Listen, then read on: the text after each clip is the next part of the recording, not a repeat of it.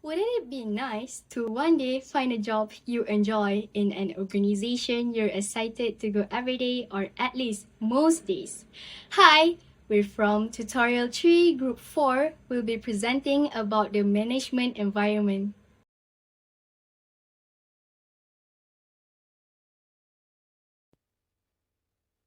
Hi, my name is Amira Husna. You can just simply call me Husna. For the discussion question 1, how much impact do managers actually have on an organization's success or failure?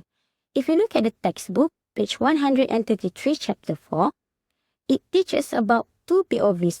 One is omnipotent view, the other one is symbolic view. Okay, for the omnipotent view, it says that managers are the main reason why a company success or fails because their decisions, their actions, and also their leadership style directly affect the performance. Let's say if a company makes a high profits, the managers always get the credit or the reward or the recognition. But if the performance drops or the company itself fails, the managers are usually blamed and even get fired.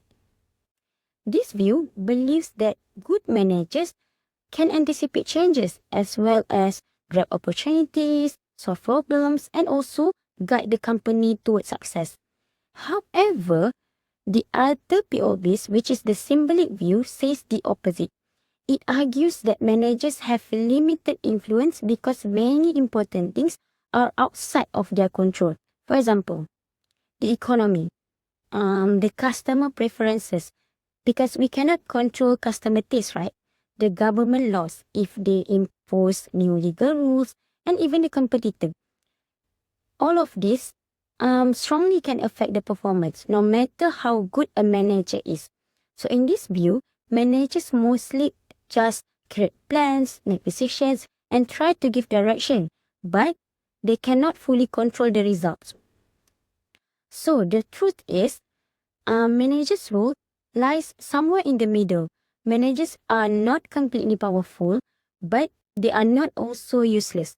They can influence performance through their action and decision, but many outcomes also depend on external conditions that they cannot control. Hi everyone, my name is Nawar Iman Betikarudin and my matrix number is 240000464. And now I'm going to explain why managers really need an understanding of what happens outside the organization. And I will give three examples of how changes of the external environment can affect their jobs.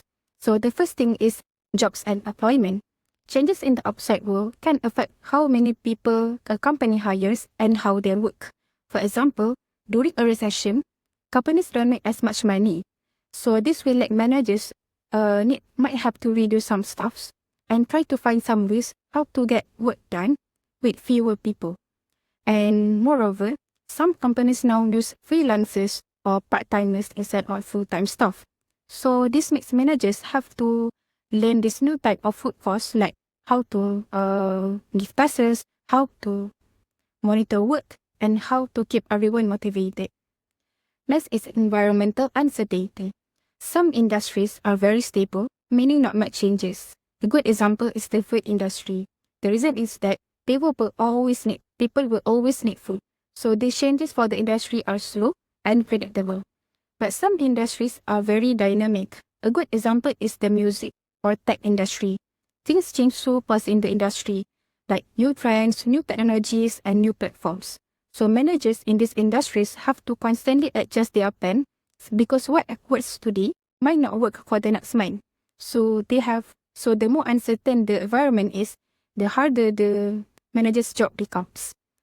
And lastly, stakeholder relationships. Stakeholders are basically the people who are connected to the company, like employees, customers, suppliers, and the government itself. So managers need to maintain good relationships with stakeholders because if the stakeholders trust the company will run more smoothly. A good example is Facebook. They actually talk to the government officials to influence about privacy laws because those laws can affect their business. So you can see how actually things outside the organization they really impact what managers do. So overall, managers need to understand the external environment because it affects planning, staffing, and it affects how they deal with people outside the organization. If they ignore what happening around them, it will make the company suffer. But if they pay attention to what's happening around them, they will make better decisions and guide the company to the right direction. That's all from. Hi, my name is Puchi Zulaika. Today I'm going to explain how a change in the economy has affected what managers do and practices their organizations are using based on examples from current business periodicals. Firstly, Starbucks. In response to post-pandemic labor shortages and operational pressures, Starbucks added full-time assistant managers at each store, allowing coffeehouse leaders to focus on talent development, customer experience, and community. A pilot program has also been implemented to test run the new initiatives, allowing 90% internal managerial promotion opportunities. Moreover, they are also upgrading technology, including a new POS system and AI assistants, as well as the Green Apron service, which adds flexible staffing and allows customers to choose their pickup times. Next, Walmart. Due to rising inflation and the growth of e-commerce, consumers became more price-conscious and more likely to shop online. Under CEO Doug McMillon, Walmart responded by balancing shopper segments, serving both low and high-income customers, and diversifying products to appeal to a wider audience. Managers also expanded online pickup, delivery, and Walmart Plus, as well as introduced AI tools to make shopping more convenient. At the same time, Walmart maintained cautious political and social policies, navigating sensitive issues like gun sales to conform to their customer preferences. Lastly, Target. Rising US tariffs have caused higher costs and disrupted Target supply chains, creating major uncertainty. Combined with the rollback of DI programs earlier this year, the company faced consumer backlash and declining sales. CEO Brian Cornell responded by diversifying suppliers to reduce dependence on any single region, boosting nearshoring and renegotiating contracts.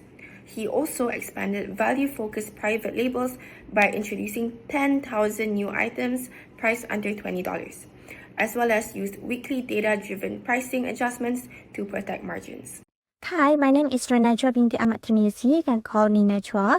So today, I'm going to talk about why is it important for managers to pay attention to the demographic trends and shift.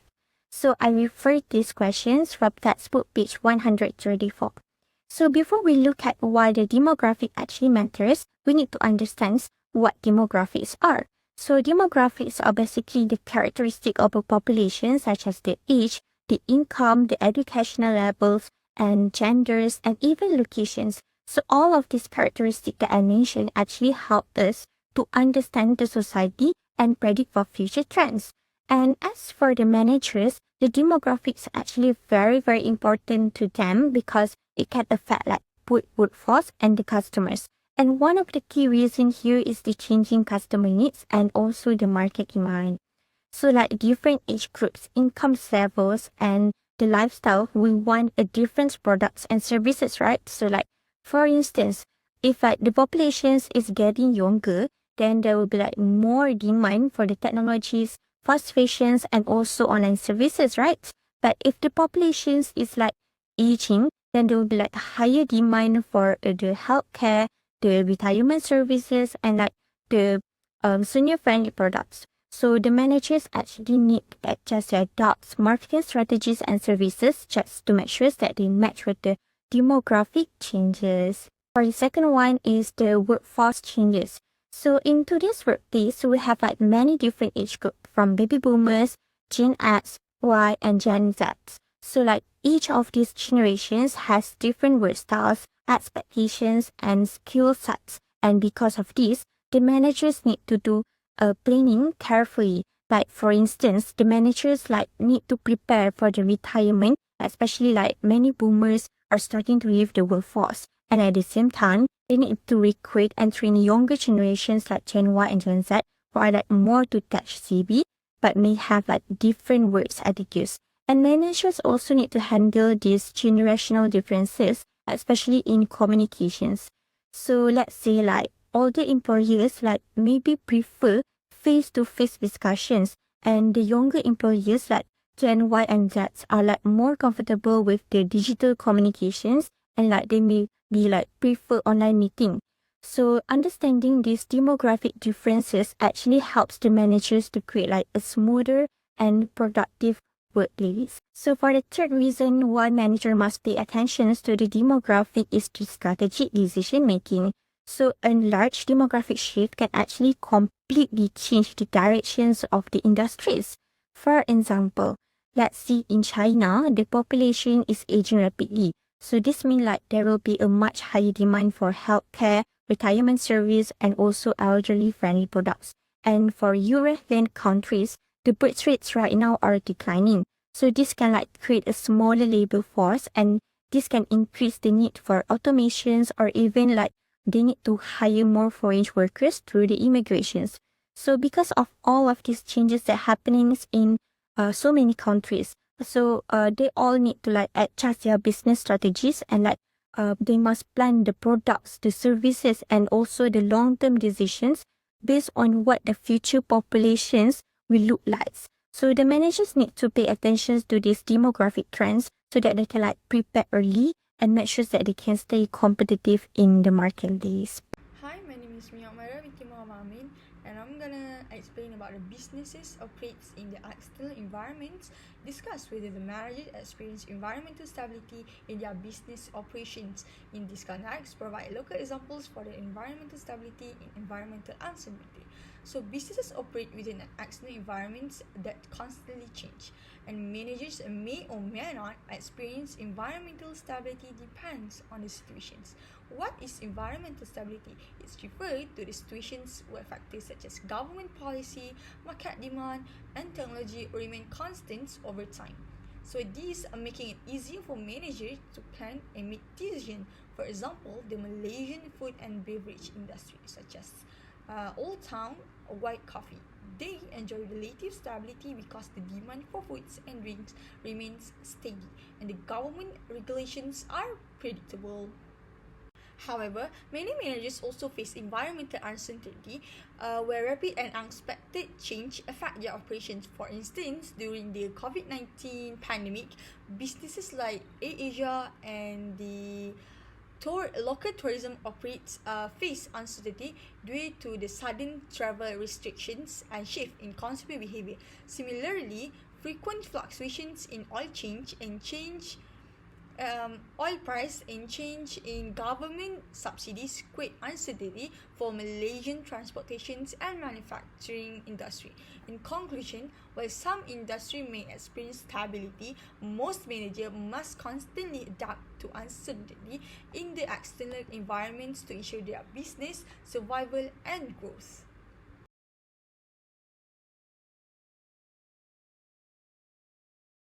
Good morning, my name is Awab Badri, and today I'll give you a simple summary of the ethical issues at Uber. Uber started in 2008 by Travis Kalanick, the CEO, and quickly became a $70 billion success. However, Kalanick ran the company with a demanding win-at-all-costs attitude, focused only on hyper-growth. This approach created a toxic and misogynistic workplace where managers frequently ignored the serious complaints of sexual harassment. The truth about these internal matters were only revealed to the public in 2017 by what we call a whistleblower. A whistleblower is someone who reports to unethical issues in an organization. On top of that, Uber engaged in illegal activity by using a secret program called Greyball to actively lie and obstruct police who were trying to regulate or stop their service because Uber consistently broke local laws and was a threat to public safety. To continue, the challenges didn't stop just in the workplace. The company's aggressive culture soon translated into a series of profound and ethical legal crises. We saw the company engage in deliberate obstruction of justice, utilizing a system to instantly lock down computers and shield files during police raids. They also resorted to corporate espionage, illegally spying on competitors and monitoring key executives to steal trade secrets. This shows a clear disregard for public trust. Additionally, Uber shockingly performed a major data breach cover-up, intentionally hiding the security breach for over a year. Critically, their worst ethical breach occurred in India, where executives shared the private medical records of a rape victim. Ultimately, this constant wave of legal and ethical problems led directly to a major change in leadership, the downfall of the previous CEO, Travis Kalanick, which made way for a new CEO to take over and begin the necessary process of corporate reform and change. Hi, it's me Amira Husna or Husna. Move on to the first discussion question in this Uber case. What role does the CEO play in an organization's success culture? What role are the leaders and managers play, and what role should they play? So in this Uber case, the CEO played the biggest role in sets the tone for organization, values and behavior because everyone look at him at the example of how they should behave. So this Travis Kalanick, which is the CEO at that time, had a very aggressive and competitive mindset, right? He pushed for fast growth and results without paying much attention on his employee well-being. So because of this, the company's culture started to mirror his behavior. Many employees believed that being tough and rude was acceptable as long as they produce results or profit. This shows that a CEO's personal values or even attitude can directly influence how the whole company behaves, whether in positive way or in a negative way. For other leaders and managers, they also play a big role because they were the ones who interact with employees every day through their action and decision. So at Uber, many managers followed their CEO style. They ignored complaints, allowed harassment, and also reward people who act aggressive. This made the toxic culture spread even more deeper because their daily decision shape employees' experience and also showed how or what behavior was actually tolerated there. So ideally, both the CEO and the managers or leader itself should guide the organization toward a healthy and ethical culture. A good CEO should act as a role model by showing fairness, respect, and also integrity. So if leadership sets the right example, employees will follow, and the organization can grow in a respectful and supportive work environment. Hi, and I'll be explaining about the question for 12, and it asks me to describe the Uber's culture, and it is founder using the cultural dimension for by CIB1001. So the first one is innovation and risk-taking. Under Travis Kalanick, Uber's was very high on this because the company moved fast, disrupted the taxi industry, and wasn't afraid to break norms. Employees were encouraged to hustle and take risks to grow the business. And next one is attention to detail, which was very low because a lot of rules and procedures were ignored by Uber. Moreover, complaints were taken seriously, scandals were covered up, and ethical issues were overlooked. This shows that the company cared more about speed than doing things properly. And the third dimension is outcome orientation, and this was very high because Uber focused mainly on results like numbers, growth, and performance. And what matters was what mattered to them is winning it and not how you achieve the outcome. So many employees will felt pressured to compete aggressively because it will not determine you will achieve the outcome that you wanted. And the fourth dimension is people orientation. And this was very low actually because the company doesn't really care about the well-being of its employees. There were complaints about harassment and toxic environment, but many of these issues were ignored by the leadership of the company. Next is team orientation, which also low for Uber because instead of teamwork, Uber culture encouraged individual competitiveness, where employees describe the environment as boiling, where people show off their achievement rather than working together as a team. And the sixth dimension is aggressiveness, which was extremely high for Uber, where the culture of the Uber pushed people to be confrontational, competitive, and tough. And slogans like "Always be hustling" by Uber show how aggressive the environment was in the company. And lastly, stability. Uber had very low stability because things changed quickly decisions were made fast, and the environment was quite chaotic. And so the company kept pushing forward aggressively without focusing on the long-term stability of the company. And overall, Uber's culture under its founder were aggressive, competitive, high risk, and result-driven, but weak in people orientation, teamwork, and ethical stability. So this mix explains why the company faced so many internal problems and scandals. Now, I'll be explaining on which view of management is being played out in the Uber case, whether it's the omnipotent view or the symbolic view. So in this case, it's the omnipotent view. Firstly, it's because the CEO directly shaped Uber's values. Since Travis Kalanick created aggressive mottos like always be hustling, toe-stepping, and a win-at-all-cost belief, these values fostered a toxic, aggressive, and male-dominated culture. This shows that leadership decisions directly influence the organizational environment. Secondly, the major problems were manager-driven. Kalanick ignored harassment complaints, developed the secret greyball software to evade regulators, mishandled the India rape case, spied on competitors, hid a data breach, as well as leased unsafe cars. Since all of these were internal managerial decisions rather than issues caused by external factors, it highlights the omnipotent view even further. Thirdly, the CEO was held fully responsible. Kalanick faced public backlash and investor pressure, which ultimately forced his resignation. This aligns perfectly with the omnipotent view, where managers are held accountable for both successes and failures. So, why not the symbolic view? The symbolic view suggests that managers have limited influence, causing performance to be shaped by external forces like the economy, customers, or government policies. In Uber's case, this doesn't fit. Kalanick actively shaped the company's culture, ethics, and operations, showing he had strong control over outcome. So what advice about organizational culture would you give to the new CEO? So for the first point, I think the most important thing for the new CEO is to rebuild the culture that feels safe and respectful. So previously, Uber had like a very aggressive environment, and many employees, especially the women, felt very uncomfortable and unprotected.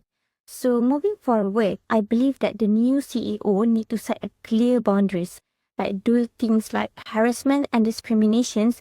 They need to treat this seriously, and the employees should feel they can speak up if something goes wrong. So the CEO will need to create a safe channel where employees can report the issues safely. So basically, the goal here is to create a workplace where people will feel respected, heard, and safe. So for the second one is to lead by example. So the culture, I believe that culture wouldn't change unless the leader did not set the tone. So people in the company will actually follow what they see from the top. So the new CEO need to show the kind of behavior that he want to expect from everyone else. This means like being honest, transparent, like making decisions, and always make decisions on what's right for the employees, the customers, and the company's reputations itself. So when the leaders actually act with integrity, then the whole organization will slowly start to follow the same attitude. For the next point, Uber also need to move away from that old culture of win at all costs by promote collaborations instead of competitions. So previously, the company encouraged people to fight their way on the top, which created a lot of unnecessary pressures and even toxic behavior. So I believe that the new CEO should shift the focus towards collaborations. So this means that the CEO need to encourage teamwork, setting the shared goals, and making people feel like they are working together instead of against with each others and works individually. Therefore, the achievement shouldn't only be on who can hustle the hardest, but instead the group success should be recognized too. And by reducing that such of toxic competitions and those toe-stepping behavior, I believe that employees can actually focus on doing like their best works, not only like trying to survive the environment in the office. So for the last one is to improve systems and policy. So this is one of the important area in fixing the system and policies inside the company itself. So one of the Uber's biggest issue here was the misconduct, but the system in place didn't properly catch or address it. So that the new CEO need to transparent the HR processes itself, and employees should know exactly on how to report the problems and trust that something will actually be done about it, so that it can show like a strong reporting procedure, and moreover, regular checks or audits on workplace in company behavior can also help to make sure that such culture will be improved and not to repeat like the same mistakes over and over again. So basically, a good policy can actually create accountability, and accountability will lead to a healthier culture in company. Hello, my name is Awab Yunus Badri, and I am presenting in response to question 415. From an ethics perspective, what part of the situation disturbs you the most? What career advice, as far as ethical behavior, could you take away from the story? The part of this situation that disturbs me the most is the overall pattern of prioritizing corporate gain over basic human rights and safety.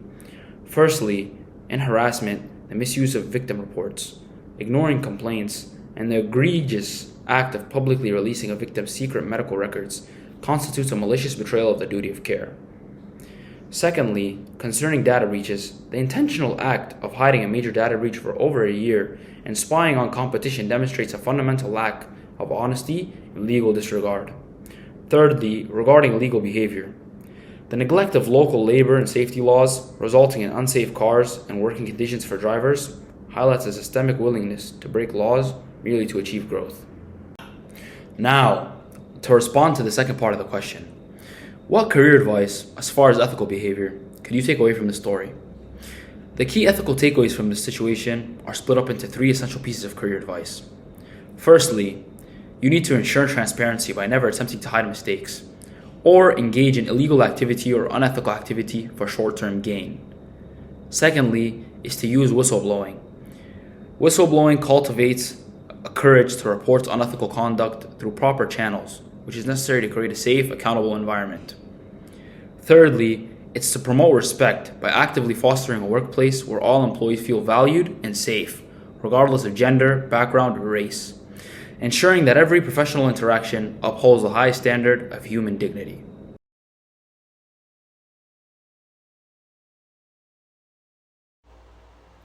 Good day everyone. Today I will now present a brief 10-point summary of the Teblao case. So to start off with the company background, Teblao was founded in 2004 in Seattle. It provides business intelligence and data visualization software. And for their product called Elastic, which help users to create graphics from spreadsheets. Third, Teblao has grown globally and now serve more than 35,000 clients across many different countries. Fourth, the company performed strongly, recording a 64% increase in revenue in just 1 year. And fifth, international market play a major role in this growth, with overseas sales rising by 86% and making up a quarter of the total revenue. And sixth, most of Teblao 2,800 employees work at its Seattle headquarters, but the company also operates 14 international offices in cities like Shanghai, Singapore, Sydney, and also London. Seventh, Teblao plans to expand further by hiring around 400 new employees outside the United States. And eighth, CEO of Teblao, Christian Cheboy, supports this growth by spending his time nearly a year working in the overseas company, which is London office. And ninth, during his time abroad, he discovered that international employees often felt disconnected and less value compared to those at the headquarters. And finally, his experience helped to improve the morale across the global office and encourage Teblao to motivate more executives to spend their time working internationally. That's all for summary of the Teblao case. Thank you. Hi, my name is Ardila binti Sahipul Hijaiman, and today I'll be discussing Tableau's staffing approach for their international offices. Tableau staffs its international offices primarily with host country nationals. What are the advantages and disadvantages of the staffing strategy? The first major advantage is that the host country nationals naturally understand local business practices and cultural norms. The case study mentions that cultural differences, time differences, and geographic distance can make it difficult to sustain the same management practices at home and abroad. By hiring locals, Tableau avoids many of these cultural misunderstandings because employees already know how things work in their region. Secondly, this strategy is much more cost effective. While the text doesn't explicitly state this, hiring locally is significantly cheaper than relocating American employees overseas. When you consider that Tableau opened 14 international offices, the cost savings are substantial. This allows the company to expand rapidly without breaking the bank. The third advantage is local market expertise. Host country nationals already have established networks and understand what local customers need. This likely contribute to Tableau's impressive 86% increase in revenue last year from international markets. These employees know exactly how to do business in their own countries, which gives Tableau a competitive edge. However, there are significant disadvantages too. The biggest problem is that the international employees feel disconnected and undervalued. The case clearly states that many workings in international branch offices did not feel like they were taken seriously by those at the home office Seattle. Remote workers felt disconnected from a global company, particularly when they report to management they have never met in person at their headquarters.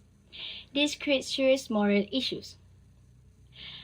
The second disadvantage is weak integration into Tableau's company culture. When CEO Christian Chabot spent time in the London office, he realized he did not have a true understanding of the challenge of international employees working for a US-based company. This shows that host country nationals may not fully grasp or connect with how Tableau operates in Seattle, which can lead to inconsistencies in how the company functions globally. Last but not least, as a communication proves to be a major challenge. The text mentions time differences and how the employees feel isolated. Host country nationals struggle to communicate effectively with Seattle headquarters due to language differences, time zones, and lack of face-to-face interaction. This makes coordination and collaboration really difficult across the organization. In conclusion, while hiring host country nationals offers clear advantage in terms of cost, culture, knowledge, and market expertise, it also creates a challenge around connection, company culture, and communication. Tableau's experience teaches us that international expansion isn't just about opening offices. It's about making sure everyone, no matter where they work, feels valued and connected to the company's mission.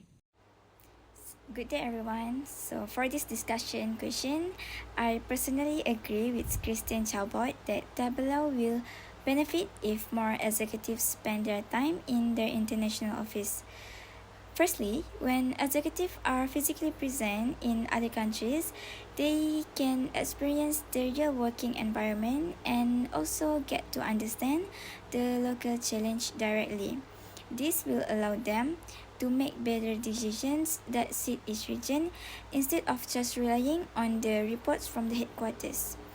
And next, their presence also helps to build stronger relationship between the management and the international staff.